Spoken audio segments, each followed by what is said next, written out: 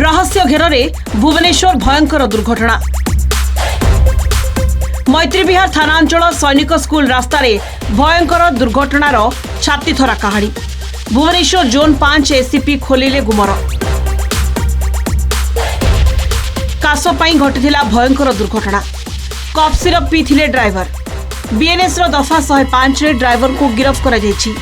Driver Anil Gaur घर गंजाम जिला गांगपुर अंचल। गतकाली महेंद्र बेहरा नामक व्यक्ति को एयरपोर्ट छाड़िबाकू जायथिला। एयरपोर्ट छाड़ी फेरिबा बेले घटाइथिला दुर्घटना। ड्राइवर ब्रेथ एनालाइजर परीक्षा होईछि। से मद्यपान करि नथिबा जणा पड़िछि। पचरा उचरा बेले काश पई औषध खाइथिबा कहिसंती ड्राइवर। दुर्घटना पूर्वरु हठात प्रबल काश होइथिला। गाड़ी उपरु नियंत्रण हराई दुर्घटना घटाइथिले।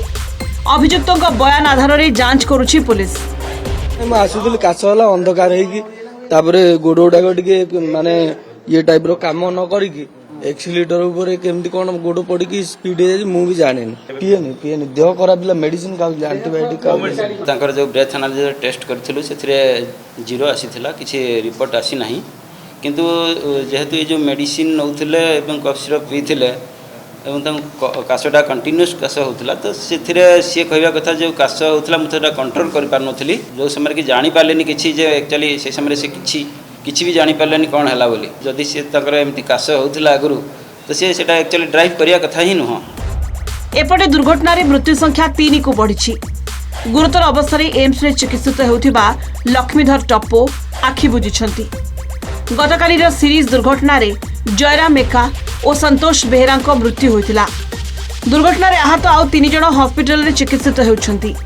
दुर्घटनार रहस्य जानिबाकू होईछि क्रैश इन्वेस्टिगेशन।